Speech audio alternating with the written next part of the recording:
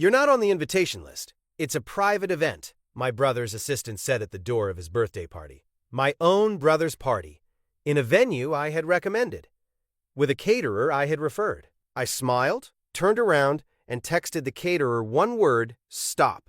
By 9 p.m., 140 guests were standing around an empty buffet table. My brother called me 81 times. My name is Kevin. I'm 30 years old, and I work as a data analyst. In my family, I'm the reliable one, the one who answers calls, the one who fixes the printer, the one who reads contracts before anyone signs them, the one who shows up early and leaves late. My older brother, Brandon, is the special one. Growing up, Brandon was the story. Brandon was the photo on the fridge. Brandon was the kid my mom introduced with that proud little laugh like she personally invented him. Me? I was the extra battery pack. I learned early that the fastest way to keep peace was to be useful. If Brandon needed help with homework, I helped. If Brandon forgot his wallet, I paid. If Brandon wanted something, my parents would say, he has potential. If I wanted something, they'd say, you're independent. You'll figure it out. As an adult, I tried to pretend it didn't matter. I had my job, my own apartment, my own routines. I wasn't asking them for anything. But somehow, I was still getting billed for the privilege of being in the family. That's why when Brandon announced he was throwing a huge birthday party this year, I didn't even flinch when my mom said, Kevin, you'll help, right? Not asked. Told. I said yes anyway, because my brain still does that old math. If I help, they'll treat me better. Spoiler, they didn't. I recommended the venue because Brandon wanted classy but not boring. I knew a place downtown with a private room, good lighting, and enough parking that nobody would complain. I referred the caterer because Brandon wanted that Instagram food. I knew a small local company that did killer buffets and didn't upcharge you into bankruptcy. I even sent Brandon a spreadsheet. Guest count, dietary notes, vendor contacts, timeline. He replied with one word, nice. The day of the party, I showed up wearing the same boring button-down I wear to client meetings. Gift bag in one hand, phone in the other. I walked up to the entrance, heard music behind the doors, saw the glow of chandeliers through the glass, and then a young woman in a headset stepped right in front of me like I was trying to sneak into my own life. She smiled like a polite wall. Hi. Name? Kevin. I'm Brandon's brother. She tapped her tablet. Tap, tap, tap. Then she looked up. You're not on the invitation list. It's a private event. I actually laughed at first. Like, awkward, haha, okay, sure laughter. My brother's party, I said. In a venue I recommended. With a caterer I referred. She gave me a customer service smile that didn't reach her eyes. I'm sorry, sir. If you're not on the list, I can't let you in. Behind her, the doors opened for a couple dressed like they just came from a magazine shoot. They breezed past me without even looking. The doors closed again, and I just stood there, holding a gift bag like an idiot, while bass from the music thumped through the glass. I stared at her tablet, then at the door, then at my own reflection in the window, and my first thought wasn't anger. It was this quiet, stupid thought. Of course I'm not on the list, because in my family, I'm never the guest. I'm the staff. I didn't become the reliable one by accident. It was trained into me. When we were kids, Brandon would break things and my parents would say, he's spirited. If I broke something, it was, Kevin, what is wrong with you? When Brandon got a B, my mom would say, that's my boy, he's trying. When I got an A, my dad would say, good, keep it up. No smile, no hug, just next. By high school, Brandon had big dreams. He wanted to start businesses, he wanted to network, he wanted to be important. I wanted to not be yelled at, so I did the safe route, school, scholarships, part-time job, college, entry-level corporate. And while I was building a stable life, my parents acted like I was building a tool they could borrow whenever they wanted. The first big borrow happened when I was 23. Brandon got a credit card, maxed it out, couldn't make the minimum payment. He called me at 11:48 p.m. Kev, don't freak out. That's always how it starts. What happened? I asked. I need a little help. Like, temporary? How much? He hesitated, then said, $2,000. I remember staring at my banking app, feeling sick. $2,000 was half my rent and groceries for a month back then. I said, why would you spend $2,000 you don't have? He got defensive instantly. Because I'm investing in myself. You wouldn't get it. I said, I get math. You don't have it. He sighed like I was annoying him. Mom said you'd help. Of course she did. My mom called the next morning, voice soft and sad, like she was calling about a dying puppy. Kevin, your brother made a mistake. He's stressed. Just help him this once. I said, he's not even asking me, he's sending you. He's embarrassed, she snapped. Don't make this harder. So I paid it, and that was the moment they learned something important about me. I fold. After that, it wasn't rare emergencies. It was constant little drains. Brandon's car insurance accidentally lapsed. Brandon's rent was messed up because his roommate bailed. Brandon needed just a small boost for a new project. Then my parents joined in. Dad needed help bridging a bill. Mom needed a temporary loan for a medical deductible that somehow never got repaid. Every request came wrapped in the same words. Family helps family. But it was never equal. If I needed help, I didn't ask because I already knew the answer. The one time I did ask, just once, I was 27 and my laptop died during a work crunch. I asked my dad if I could borrow $800 and I'd pay him back in 2 paychecks. He laughed. You make good money. Figure it out.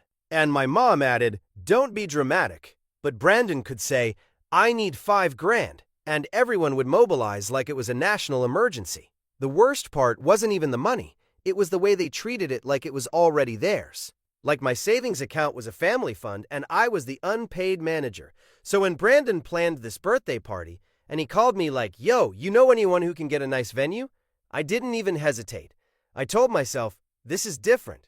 This is just a party. Then the party turned into a production. Brandon wanted a private venue because he didn't want randoms. He wanted a signature cocktail. He wanted a buffet that looked expensive. He wanted a DJ. And he wanted it fast. He'd text me at 1 a.m. Do you still have that caterer contact? Can you ask if they can do vegan options? Can you check the contract? I don't want to get scammed. And I'd do it. Because I'm Kevin. I do the spreadsheet. I read the fine print. I make sure the numbers don't explode.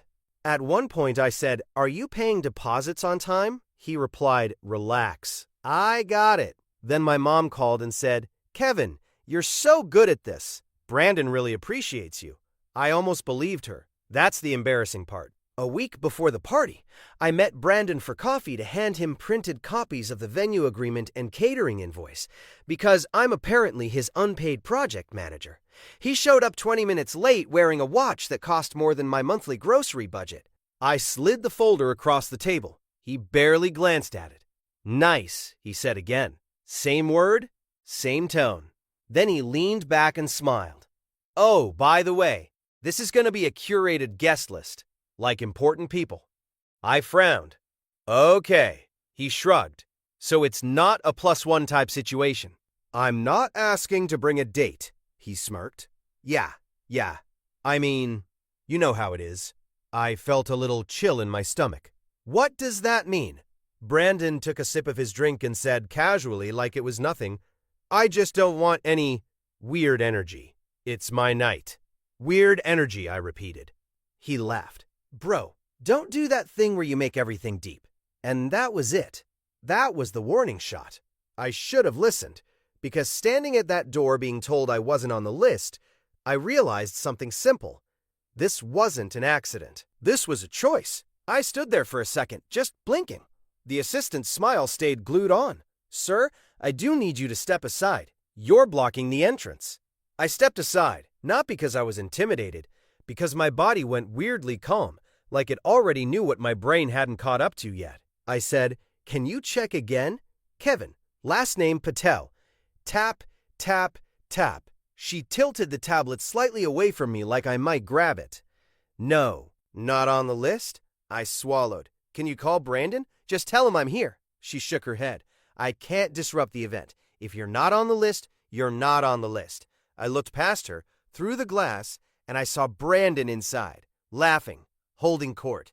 Big grin, big gestures. Like a politician at a fundraiser, he looked so comfortable, like the world loved him. And then the anger finally showed up. Not hot anger, cold anger. The kind where your hands stop shaking because you've stopped begging. I pulled out my phone and texted Brandon. Me, I'm at the door. They say I'm not on the list. 3 dots appeared, then disappeared. Then my phone rang. Brandon. I answered. What the hell are you doing? He snapped like I ruined his vibe by existing. I said, they won't let me in. He lowered his voice. I could hear music behind him. Yeah, so listen. It's just, this is a private thing. Work people, investors. You get it. No, I said. I don't. He exhaled sharply. Kevin, don't do this right now. Do what? Make it awkward. It's my birthday. I laughed once, short and ugly. You used my venue, my caterer, my planning, and you didn't put me on the list. He got quiet for a beat, then said the sentence that finally snapped the last thread. You're being sensitive. You weren't even invited like that. You were helping. I just stared at the door. Helping. That was my role. That's what he thought I was. Not family. A resource. I said very calmly, okay. He sounded relieved. Good. So just go home and we'll talk later. Don't ruin this. I didn't raise my voice. I didn't threaten him. I didn't even insult him. I just said, happy birthday. Then I hung up. The assistant was watching me like she expected me to argue more. Instead, I stepped a few feet away from the entrance, out of the way, and opened my contacts. I scrolled to the caterer, the same caterer I had referred, the same caterer whose owner had texted me earlier that day. We're set. 140 guests, right? I stared at the screen for a second. My thumb hovered, and I told myself one thing. This isn't about revenge. This is about closure. So I typed one word. Stop. And I hit send. Then I turned my phone face down in my palm like it was suddenly too heavy. The music behind the door kept thumping. People kept walking in. Nobody looked at me. And I stood there on the sidewalk holding a gift bag I didn't want to give anymore, feeling something I hadn't felt in years. Freedom. I didn't stay to watch the chaos start. I went to my car, sat there for a full minute, and just breathed. My chest felt tight, not from panic, but from years of swallowing everything like it was my job. Then my phone started buzzing. Brandon again.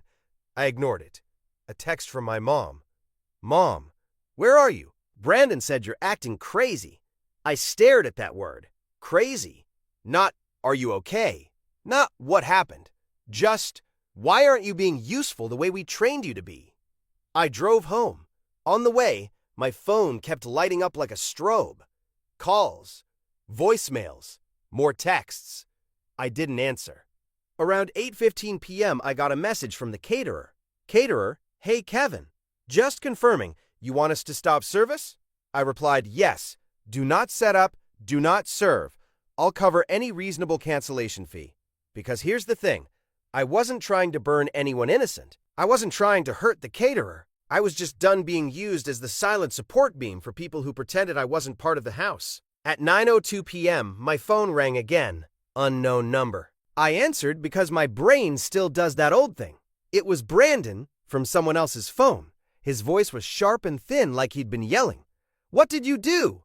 I said. I went home. No, don't play dumb. The food isn't here. The staff is saying they got told to stop. I leaned back on my couch and stared at my ceiling fan. I didn't play dumb, I said. I played accurate. There was a pause and I could hear other voices in the background. Someone saying, is the buffet coming or not? Someone laughing awkwardly. Brandon hissed, you embarrassed me. I said, you erased me, he snapped. It's a party, Kevin. You're acting like I killed your dog. I didn't yell. I didn't cry.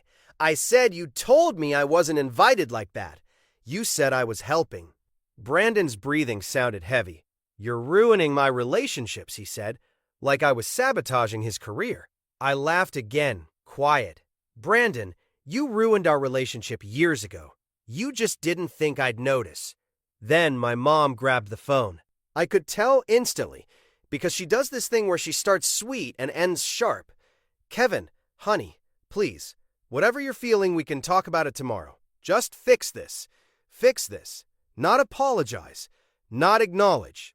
Just fix. I said, no. Her voice hardened. What do you mean, no? I mean, no. She went silent for a second, then did the guilt voice. Your brother has guests. Important guests. Do you want him to look bad? I said he already made me look bad, he just didn't care. My mom's tone flipped like a switch. You're jealous.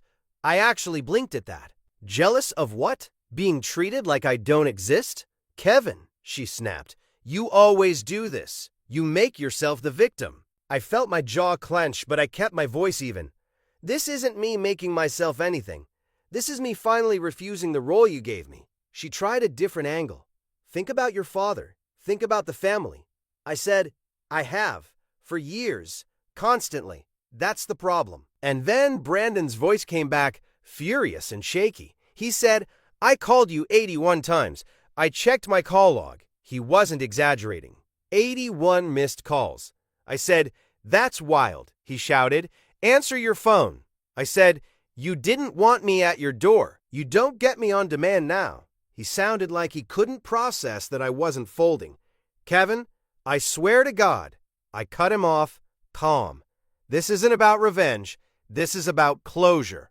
Silence. Real silence, like the sentence landed and nobody knew where to put it. Then my mom whispered, disgusted, you've changed. I said, no, I've just stopped pretending. And I hung up. After that, the messages got uglier. Cousins I barely talked to texted me, bro, that was messed up. Family doesn't do that. One uncle even called and left a voicemail that was basically a lecture about respect. Not one person asked why I was standing outside my own brother's party like a stranger. Not one. And that told me everything. The next morning, I woke up to 37 more missed calls. Brandon, Mom, Dad, random numbers. I made coffee. I ate toast. I went for a walk. I didn't rush to fix anything. For the first time, their chaos wasn't my emergency. Around noon, my dad finally texted something longer than a sentence. Dad, Kevin, what you did was unacceptable. You humiliated your brother. You owe him an apology. I stared at it, then typed back, me. I showed up. I was denied at the door. I was told I was only helping. I'm done paying to be treated like staff. My mom called immediately. I answered once because I wanted it clean. She didn't even say hello. Are you proud of yourself? I said, I'm calm. She scoffed. You cost us so much money. There it was. Not feelings. Not family.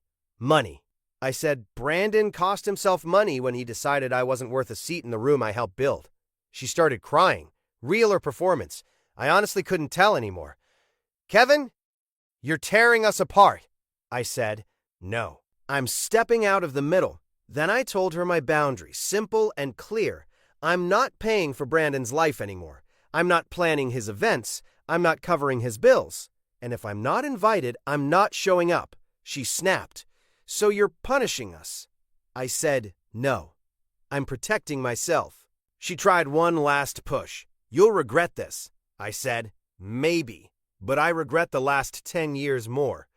Then I ended the call. After that, I set my phone to silence for them. I muted the group chat. I stopped responding to guilt texts that started with family and ended with money. And you know what happened? Nothing exploded. My job didn't collapse. My life didn't end. The sky didn't fall. The only thing that changed was that I finally had space to breathe. Here's the moral, if anyone needs it. If your family only calls you when they need you, they don't miss you, they miss what you provide. And if you're only invited when you're useful, you're not family to them. You're a resource. I'm Kevin. I'm not a resource anymore.